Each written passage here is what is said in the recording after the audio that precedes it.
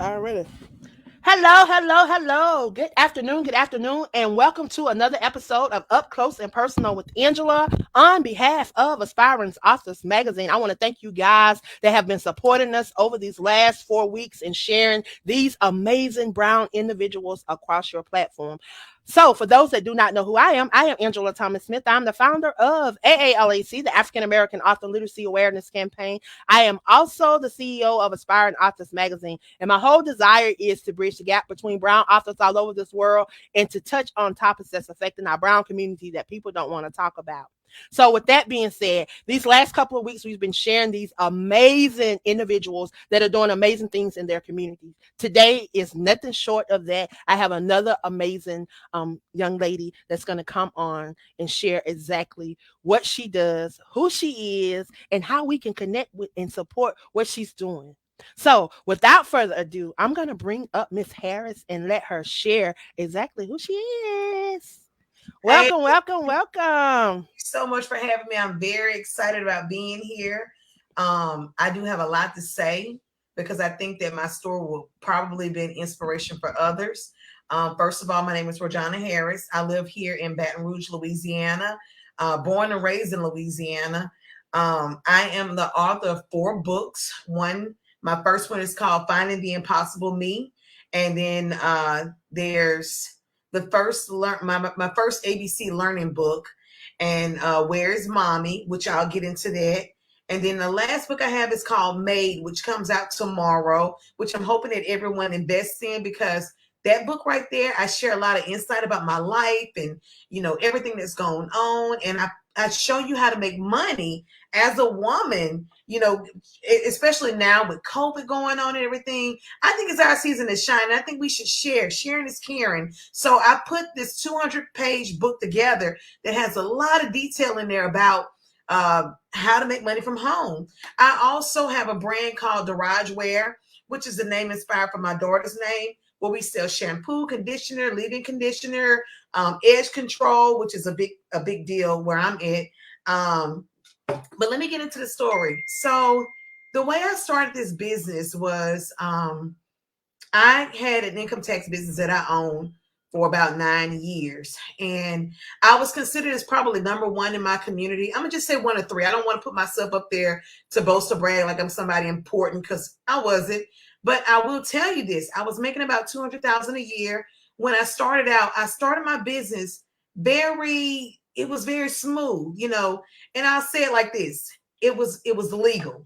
I didn't have anything extra going on in my business. I didn't have anything that was going to take away from what I'm supposed to do, the norm. So about 2, 3 years into the business, I want to find a way to help people get more money. But the way I did find it was the wrong way. I started doing fraud. I started doing an income that you're not supposed to list on a return, which is HSH. You can list it, but there's a certain amount you're supposed to list. But I was spiking the numbers up just to get more. I started getting an abundance and an influx of clients, which resulted in my demise from my business. The feds came in and seized my files and computers. But what I want to say also to put the whole topping on the cake, I'm not mad, nor was I mad at any of the clients that they talked to, because I understand that pressure will burst the pipe. And under that pressure, you do what you can to protect yourself and your family. So I get it. I was doing wrong. And yes, I was wrong for what I was doing. But I felt like at the time I was helping my community out, which was wrong. After that, I had a little girl. And then I thought it was over with because they did a 5-year investigation on me. And after that, once the attorney started contacting me, I knew it was real. I had to get up, go to court. And after I started going to court, my last court journey was, okay, we're going to sentencing. And when they took me to sentencing, it was very difficult for myself as well as my family because I was under the impression the whole time that for me, I wasn't going to get any time because that's all the attorney kept saying is, oh, you're going to be fine. You've never been into trouble before. It's not a big deal. But in all actuality, it was. It resulted in me owing $1.1 million. Yes, let that sink in. 1.1. It started out at 2.5 million. But because I cooperated with them, and not cooperation as to what I tell you, some people use cooperation as like a 5K1 or Rule 35, which means you're telling on someone. It wasn't like that. I took responsibility. for what had happened. And in me doing so, I didn't think anything would happen to me. So I ended up getting 2.5 years in prison. That's right, 30 months in federal prison. After I was sentenced, I went in and I was just like any other person, lost, confused, depressed because I had left my 6 children at home. My baby at that time was a year old. So, how can I explain to them what was going on? For me, it was difficult.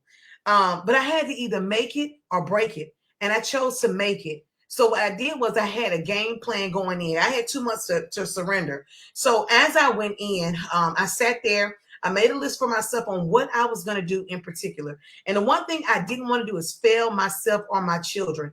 That's not the way it's supposed to be. You're supposed to be able to exceed and excel while you're incarcerated, which most people don't because the resources are very limited. But I chose different. I chose wisely. I started getting into the NCCER program, which is the carpentry program for females. I graduated. I took any money that came in from my family and I became a responsible adult while I was in there. And I took that money and I invested in becoming a paralegal, which I am today. And I also took some money and I opened up a savings account outside of prison because you can't do it. People just don't talk about it. But I opened up a savings account so that whatever monies I had come in would go directly to me leaving to come home to be back out on the streets. It was a long journey, y'all, a long journey. And it was hard because the way I'm making it seem is like, oh, it's a piece of cake. No, it wasn't. There were fights, there was craziness. I never engaged because I'm not that type of person. I went in with a loving spirit and I came in to change somebody's life in there. So within, I also became a teacher, which was such an amazing thing because when you impress on someone who's going through depression and sadness, being behind the wall, that is tough and it's difficult. But if they have somebody encouraging them, saying, hey, listen, this is what I did. This is what you can do. You can do better for yourself. Things will change and then the best will work out. And that's how I came up with that book, Where's Mommy?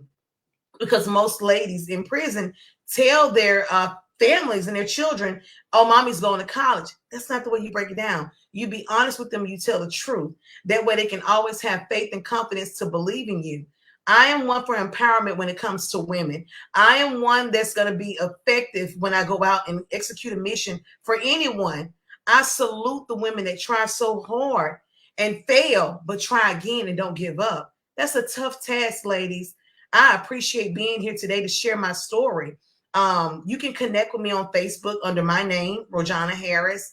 I'm also on Amazon with all 4 of my books under my name, Rojonah Harris, because it'll be easier for you to find it under my name. I'm also on TikTok and I'm on Instagram. Any way that I can help any individual, there's no fee in assisting somebody because you never know whose life you can change. You never know which side of the fence you're going to be on. You never know. The same that happened with me. I never knew I could survive prison, and I did. And that was difficult. Keep your head up. Stay focused. You can too. I always mute myself and forget to unmute when I come back on. But your story is amazing. And see, God is funny. I'm about to see you got me about to do something that I ain't never did before. Uh-oh. Come Oh yeah. on. You got me about to do something that I ain't never did before. So um I understand your pain, baby. Because me too. I went almost down the same road because I have a federal charge, but I didn't do no time. Okay. Um, and I know that there was nothing but God, Yeah, because God stepped in for me. I never seen the inside of a jail, but you and know and and people ask me how you never saw the inside of a jail, how, and you got a charge. what? I never saw the inside of a jail because But let me tell you what they did. They what's that? called. They. I thought I was going to jail. I was prepared because you know how they say you better make sure you have on a white bra. You better have a white.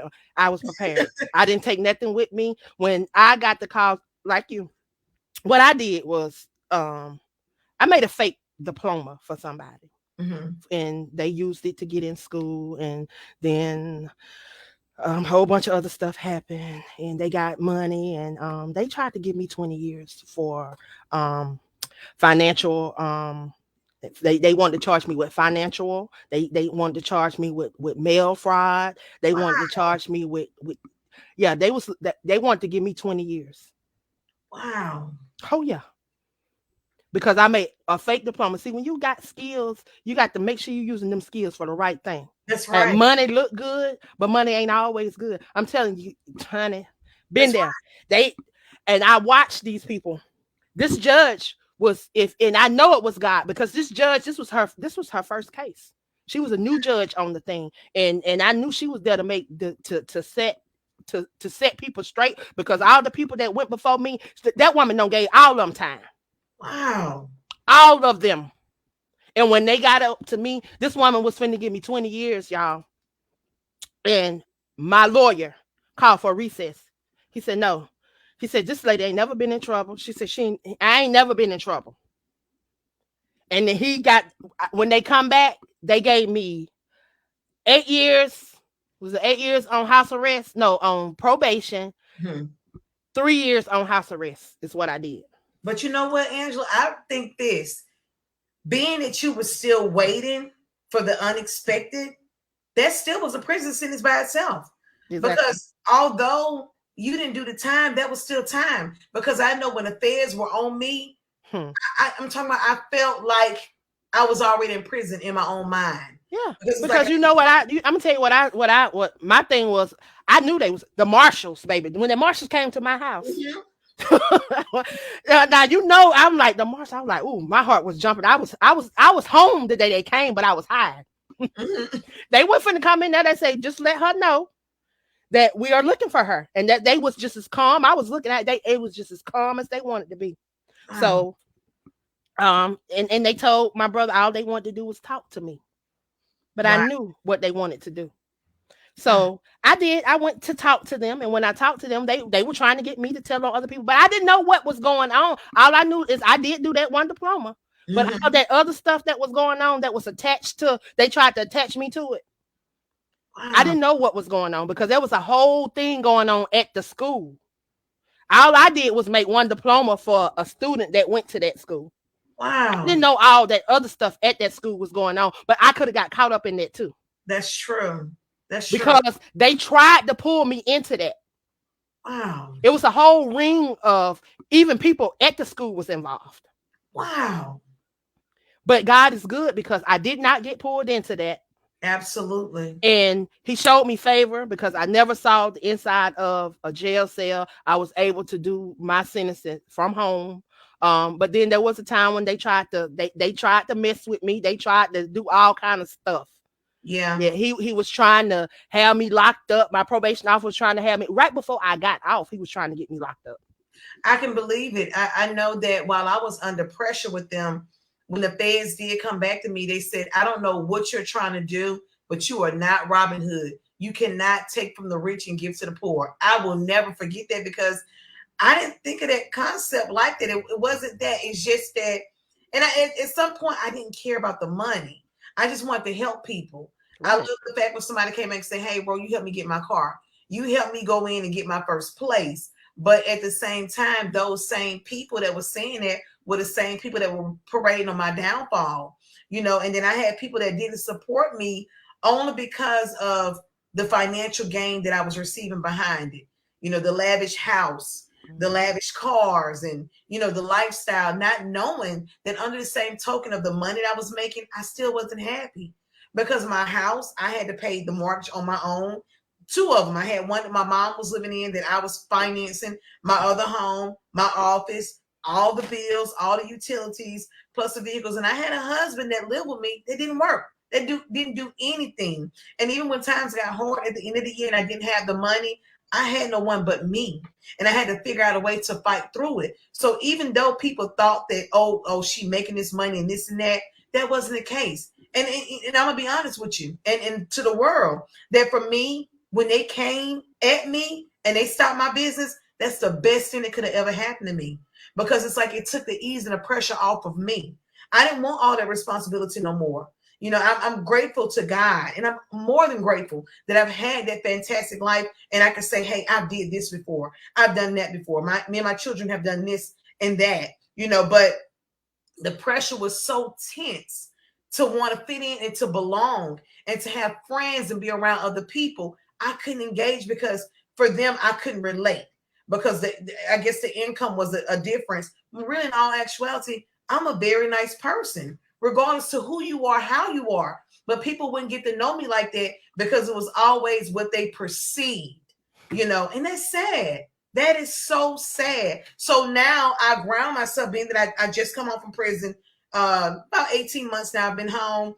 And for me, I still ground myself and I protect my space because I'm honestly afraid. I really am. I'm afraid. I don't know what can happen with people. I don't know how I can turn on you. I'm always still kind of walking on eggshells, still sort of a PTSD feeling behind it. But, for me, I'm content. I just want to move in easy with people. I don't want to go too fast. I want to remain safe and neutral for my own well-being because that's what protects me. Because all the fingers that were pointed on me, even one of my staff members in my office was one that was on me too. I had no idea. And these are the people that I love that work for me, that if they needed help, loans, whatever, I'm there for them. And then when the tables turned, the knife was stuck, not only stuck in my back, but it was twisted and turned to make sure that I felt pain and pressure. That hurt the most. So, yeah. Wow. But here I am today. And I'm so grateful and honored that, when I came home, I tell you, it was hard, but I took off running because I wanted to persist and I wanted to prove a point, not only to people, because I don't care about people to make a point or a habit to show something or prove something, but to myself and to my children that I failed. Because honestly, I failed them. That's not the way it was supposed to go. Mommy wasn't supposed to be gone for this long time. And then you keep calling, the kids are steady asking, well, when are you coming home, mommy? When you come home? That would break my heart so bad. But the topping on the ice cake is when I left my 1-year-old and I can remember the last time she looked back at me. Oh God, that broke me down.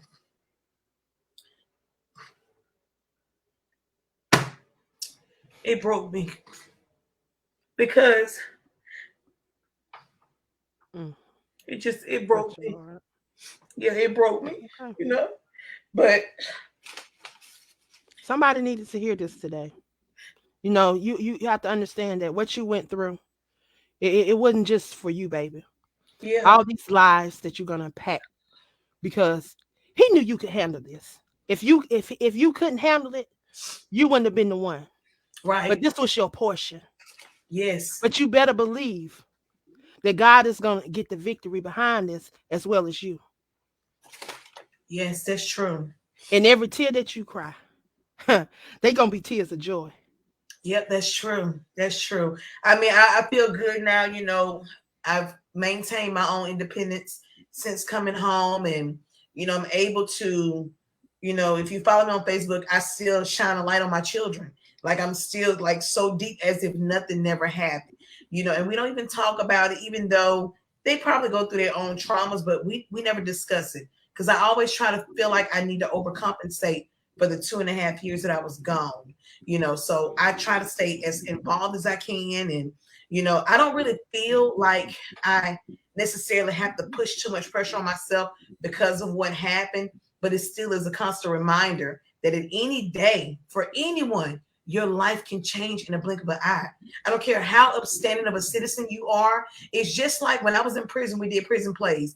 You could be driving and here you are looking over and you hit an innocent bystander and bam, you got 10 years for negligence homicide because you were just driving and not paying attention. So this can happen to anybody, not just me, anybody. Take it serious, people. Your life can change. You can hear this message that I'm screaming out right now. And guess what? Today, bam, something can happen. Please protect yourselves, ground your space, and have you a plan in place all the time. Please have a plan in place because it's necessary going forward. And again, anybody can do this. I just come home and here I am, started with my paralegal career because I still assist the ones that are incarcerated, still help those with pro bono cases and stuff.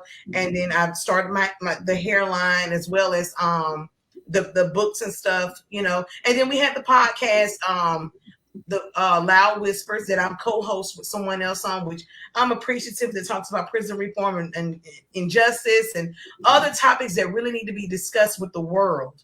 So I'm honored. I'm Well, honored. I'm excited. I'm happy to be able to share you across my platform because you have a powerful message. Thank You have a you. powerful testimony, and people need to hear this. Yeah, You're going to empower a lot of women with your story. So I'm grateful for you coming on today and sharing.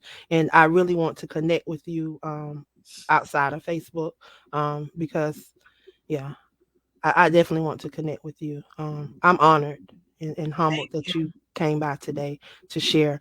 Um, I want you to share with people how they can reach out to you and how they can connect with you. Um, definitely, I do a lot for domestic violence, and I have a lot of people that I support that does a lot for prison reform. I definitely want to connect you with one of my co-hosts over on the network that I'm on, Blog Talk Radio. We have a station over there, O&E Dynasty. My show is actually Walking Purpose with Angela. Her show is called News Forum, and her show comes on every Sunday. She has a weekly show. It comes on every Sunday at 9:30 p.m. and she does nothing but prison reform. Oh, She's never been to prison. awesome. She's never been to prison. She don't have no family members that's incarcerated that she know of, or that's been incarcerated. But if you hear the conviction in her voice, you would never know that Wow. because she is so passionate about what she do. Every Sunday she brings somebody on and she fights hard. She's in Philadelphia and she fights hard for people. I don't care where they are.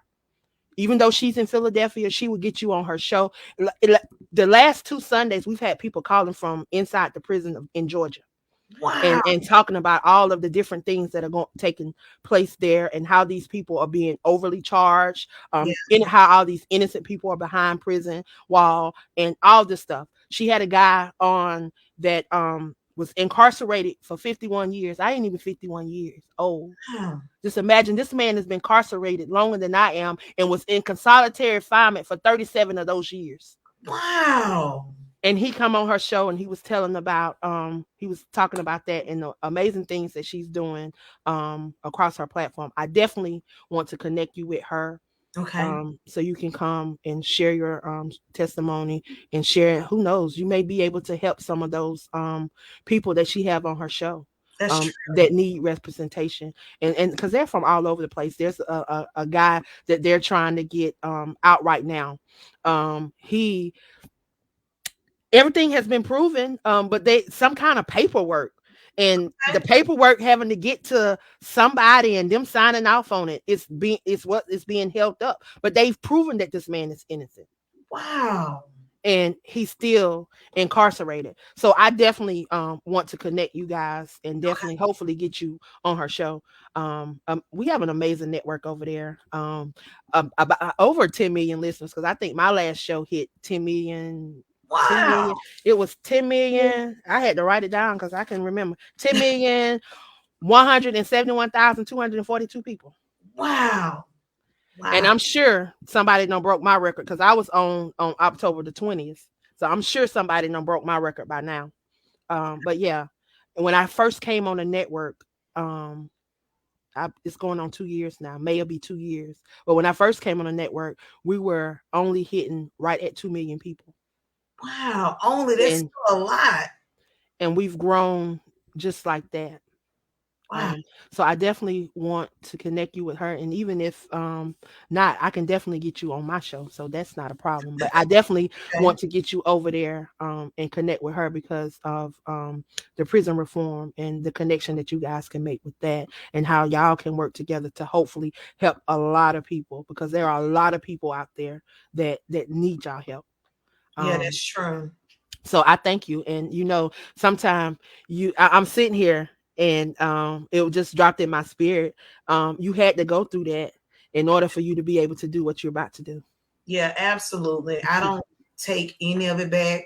I don't have any regrets for anything, and there's nothing that I would have changed because in life, just certain situations are predestined to happen, and Yeah. you can't help that because it's already written. you know. So I don't change anything in my life that happened, anything going forward or backwards. I'm all open to it.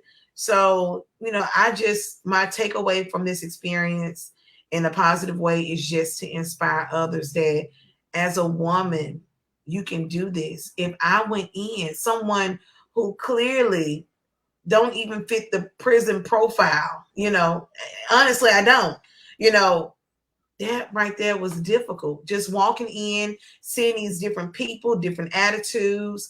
I became bilingual. I started speaking Spanish because in there I was in a immigration holding facility, ICE. So I was stuck there with a lot of immigrants. There was no black, there was no white, very few, far in between, just a few of us. Mm-hmm. But everybody else was from uh, Mexico, Puerto Rico, Dominican. So I didn't have a choice, and I learned fluently. So it was great. Wow. It was, yeah, it was like, you know, you didn't have a choice because you stuck there for all this time. Do something with your time while you're there instead of laying around. There was some horror stories, I will tell you. Not that I was directly involved, but it was a lot of horror stories. But I just want women to know that you're a goddess. You're amazing. You're beautiful. You're wonderful. We're talented. We're gifted. Take advantage of what you can do. Find yourself, because sometimes people lose themselves and don't know how to get up and find themselves again. You can. I did. I didn't think I would ever recover from that. But life circumstances happened that put me in a position to where I had to focus on forward. So that's why I like to encourage people to buy that book, my book from Amazon, called Finding the Impossible Me, because within those prison walls, I found myself and I found God. I took control of my life. Took control of a lot of different things that happened in my life, different relationships, and not necessarily what I could have done different, but what I should have done better for myself. Because I took myself out the equation and didn't really put an investment into me, which your quality of life matters for you. And I didn't take the initiative to do that for myself, which I had a lot of doubt and regret. But now going forward, I'm just elated. Take advantage of who you are and be who you are. Show up and show out is what I say, in a positive way, though. Wow. Amazing, amazing, amazing. You have an amazing testimony. Again, I definitely thank you for coming and sharing, because I know it's not easy being transparent and sharing with the world. But I Yeah. thank you for healing, Yeah. because you didn't allow hindrance to No, stop you. You didn't allow your ego to get in the way, no, and you don't absolutely. have an attitude, and No. you're moving in love. Yeah. So thank you for healing, Oh, so thank that you can help heal others. I thank tell you. you, it is amazing, and I'm honored to have you here today. I want you to share with the listeners how they can reach out to you, how they can support you. I know you have your books on Amazon, but Mhm. how can they purchase? Do you have a website? Because I want to know how they can purchase your hair care line. Yeah, my hair care line is on Etsy and it's under Daraj Wear, which is Darahj Wear.